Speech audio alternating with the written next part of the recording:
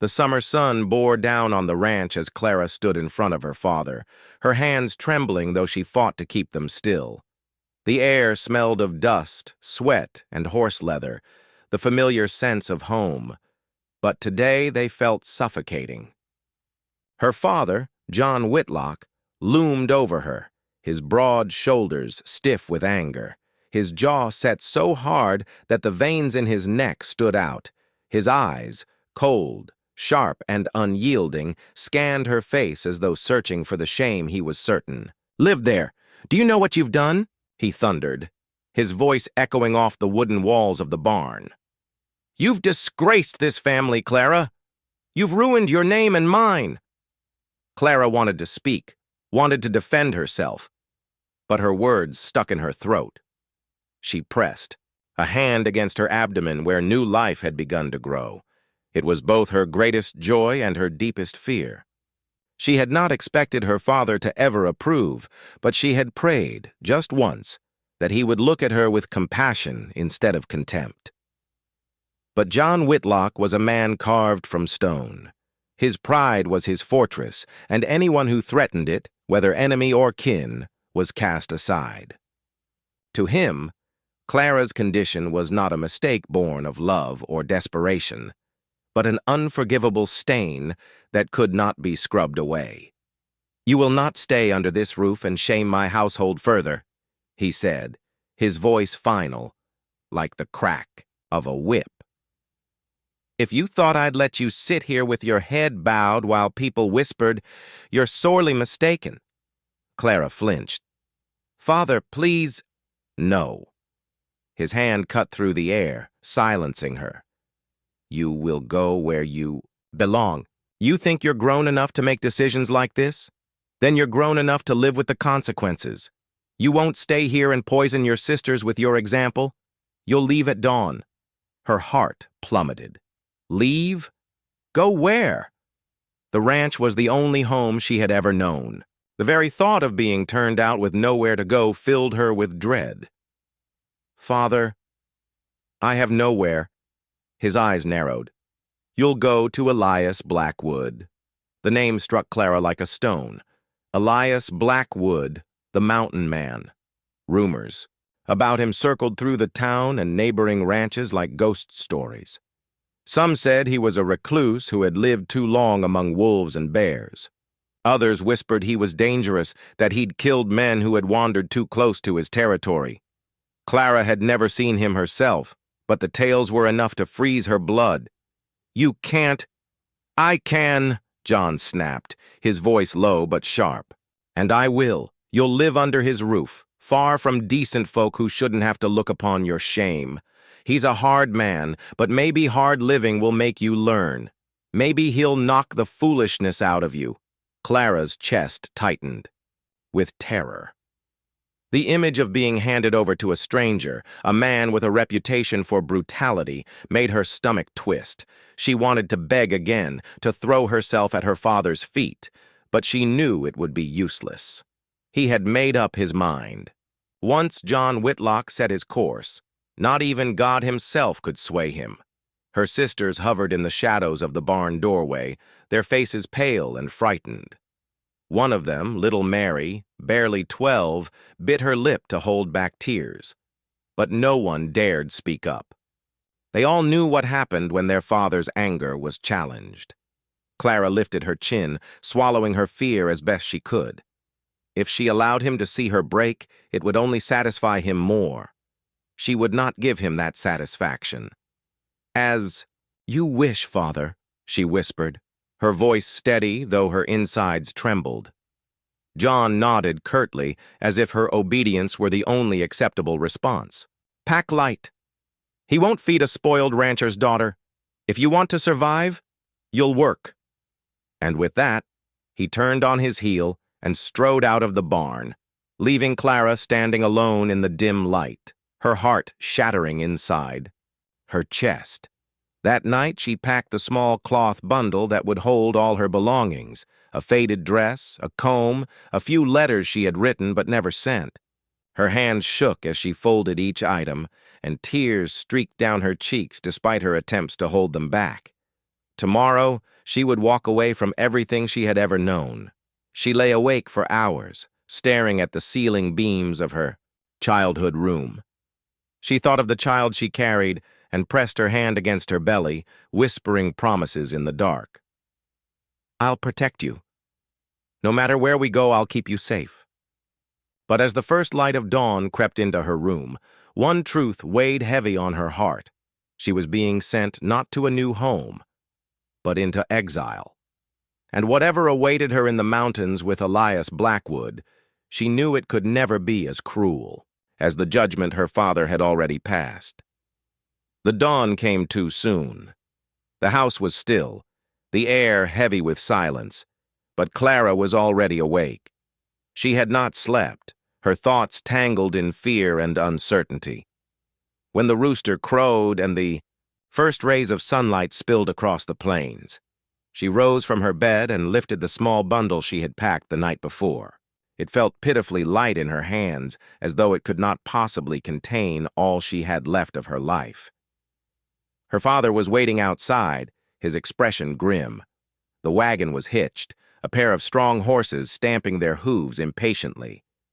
Clara swallowed hard and stepped down the porch stairs, each step echoing like the beat of a funeral drum. Her sisters hovered inside the doorway, their eyes red from crying, but none dared wave goodbye. Only Mary pressed her tiny hand against the window, her lips forming words Clara couldn't hear. Clara offered her a small smile, though her own eyes blurred with tears. "Get in!" her father barked, jerking his head toward the wagon. Clara obeyed. The wooden seat was hard beneath her, and the bundle of belongings pressed against her lap like a weight of sorrow. Her father climbed up, beside her, the reins snapping in his hands. The horses lurched forward, and the wagon rolled down the dirt road that led away from the ranch. The journey stretched long and silent. Clara dared not speak. Her father's clenched jaw and cold stare warned her against it. She stared instead, at the land she had known all her life. Golden fields waving in the wind, the oak trees that lined the riverbank, the hills where she had once played as a child. Every passing mile tore her further from the only home she had ever. By the time the wagon rattled up the last rocky slope, Clara's body was sore from the long journey. Her hands clutched her bundle of belongings as though it were the only anchor she had left. The path had grown rougher with every mile, climbing, higher into the wilderness where civilization seemed to fall away. The trees thickened, tall pines hemming in the road, their shadows stretching long and cool across the earth. The songs of meadowlarks and crickets had faded, replaced by the lonely cries of hawks circling overhead. Her father did not slow the horses until the cabin appeared in the distance, a squat, sturdy structure built of rough-hewn logs, its smoke curling faintly from a stone chimney. The sight of it filled Clara with unease. It was not unwelcoming exactly, but it bore no softness, no warmth.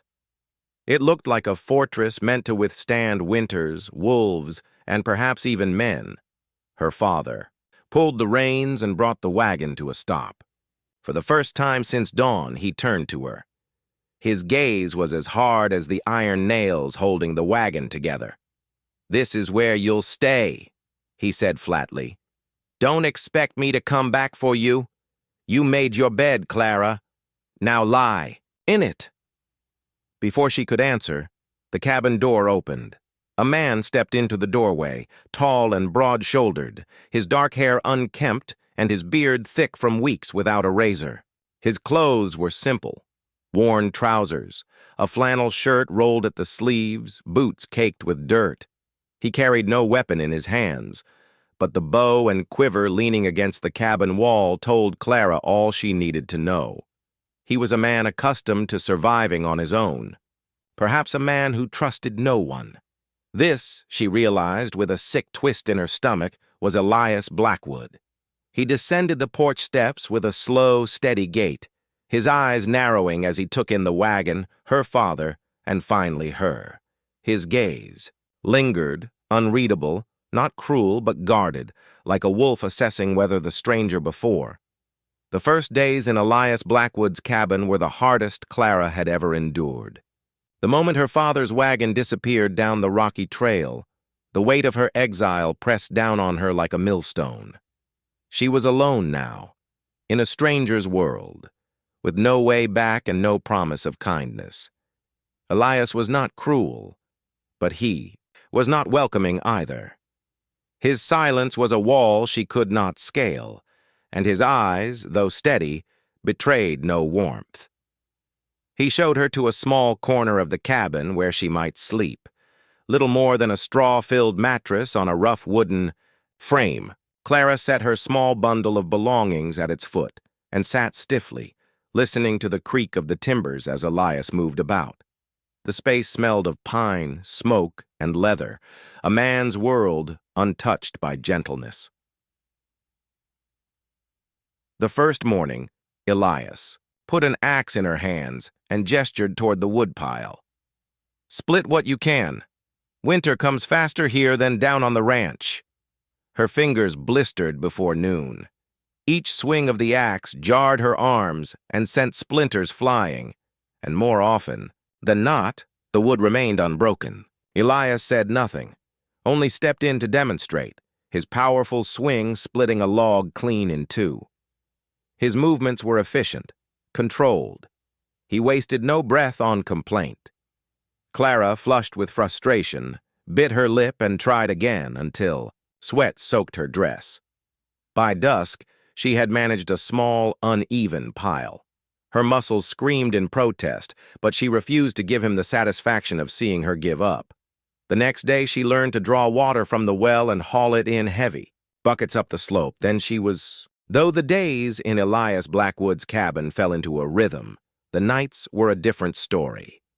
By daylight, Clara busied herself with the endless demands of survival, hauling water, splitting kindling, scrubbing pots, tending the small garden patch Elias had carved into the hillside. The labor kept her body weary, but when darkness fell and silence closed in around the cabin, her mind refused to rest. The mountains were alive at night. Owls hooted in the distance, coyotes yipped in haunting choruses, and sometimes the scream of a mountain lion echoed across the ridges. Each sound set Clara's nerves on edge, but it wasn't only the wilderness that kept her awake, it was the voice of her father that echoed in her mind. "You've disgraced me. You'll ruin us all. You'll learn the hard way." The words sank deep into her bones, leaving her trembling beneath the quilt Elias had wordlessly tossed her that first night. She would curl onto her side, pressing her hands to her belly, whispering promises to the life growing inside her. "I'll protect you. I'll be stronger than he ever believed me to be." Yet strength was hard to summon when her heart still feared rejection. She lived with the quiet dread that Elias might one day grow tired of her presence. After all, he hadn't chosen this arrangement. She had been forced upon him. Though he never raised his voice, the days turned into weeks, and though Clara still carried her father's harsh words like stones in her chest, something unexpected began to happen. The silence that once felt suffocating in Elias's cabin slowly shifted into something steadier, something almost safe. The mountain man was still gruff, still sparing with words, but his actions began to tell a story she hadn't expected, one of quiet, unspoken kindness. It began with small things. One night, as the wind howled down the mountainside and rattled the shutters, Clara lay shivering under her thin quilt. She didn't complain, but the next evening she found another blanket folded neatly at the end of her cot. It smelled faintly of smoke and pine, worn from years of use, but it was warm. Elias didn't mention it, and Clara didn't thank him aloud, but she hugged the blanket close that night, feeling, for the first time in weeks, that she wasn't entirely alone. Another day, while walking back from the stream, her shoes gave way on the rocky. Summer in the mountains was deceptive. The days could be warm, even gentle, but the wilderness was never truly safe. Clara learned this truth the hard way one evening when the sun dipped low behind the ridges and shadows stretched long across the forest floor. She had gone a little farther than usual while gathering berries, her small basket already half filled with dark, sweet fruit. The task had begun to feel almost enjoyable, a quiet moment away from the cabin, but as the light faded, unease crept into her chest. The forest, so peaceful during the day, grew tense and watchful in twilight. A low growl broke the silence. Clara froze, her breath catching in her throat. Slowly, she turned her head and saw it. A tawny mountain lion crouched on a nearby rock, its golden eyes fixed on her. Its muscles rippled under its sleek coat, tail twitching with dangerous patience. Her legs turned to stone. Every story she had ever heard about the wild beasts came rushing back. How they could leap farther than a man could run. How, by late autumn, Clara had begun to feel as though she truly belonged in the mountains. Her hands, once soft, were calloused now, her shoulders stronger, her steps sure-footed on the rocky trails. She had learned to cook with what the wilderness provided, to mend clothes with clumsy but serviceable stitches, and even to laugh again, when Elias, rarely but sometimes, allowed a hint of dry humor to break through his silence. Yet peace, she would learn, was fragile. One frosted morning, Clara was hanging laundry near the cabin, her breath visible in the crisp air, when the faint sound of hooves reached her ears. At first she thought it was a deer moving through the trees, but the rhythm was too steady, too purposeful. Her heart tightened. Very few men rode this far into the wilderness. Only one came to mind, a man she had hoped never to see again. "Sa." Horse and rider emerged from the trail and her blood went cold. It was her father. John Whitlock looked older, harsher even than she remembered. His broad shoulders were still commanding, but his face was drawn with hard lines, and his eyes carried the same bitter fire that had condemned her months ago. He pulled his horse to a halt, his gaze sweeping over the cabin, the woodpile, the garden, proof that she had not only survived, but thrived. "So it's true," he muttered, swinging down from the saddle. "You're still here." Clara's hands gripped the damp sheet in her fists, her throat dry. She wanted to speak, but found no words. It was Elias who stepped out of the cabin, an axe still in his hand from splitting wood. His stance was calm, but unmistakably protective. His presence a solid wall between her and the man who had cast her out. John's eyes narrowed at Elias. "You," he said, his tone sharp as a blade. "I sent her here because I thought you'd keep her in line. I thought you'd break her pride. Instead, you've let her play house." Elias's jaw flexed, but he remained silent. Clara found her voice then, trembling but firm. "I'm not broken, Father, and I won't be." His gaze snapped to her, full of fire. "You defy me still, after all the disgrace you've caused?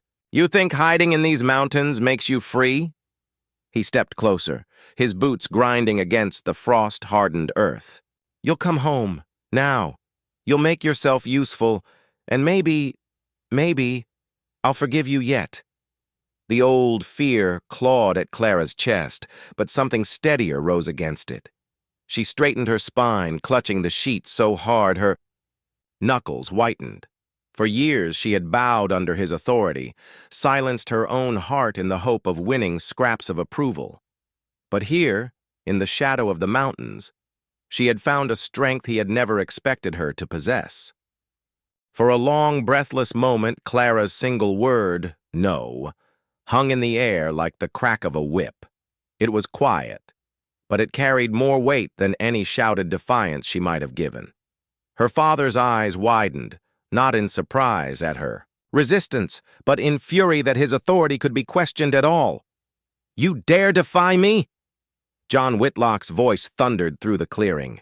His gloved hand twitched toward her, as though he meant to seize her arm and drag her back down. the mountain by force. I gave you life, Clara. I raised you, fed you, clothed you. And this is the thanks I get? You shame me and then spit in my face? Clara's knees trembled, but she did not step back. She could feel Elias behind her, silent, steady, a presence, as solid as the mountains themselves. She drew strength from it, though she knew the choice had to be hers alone.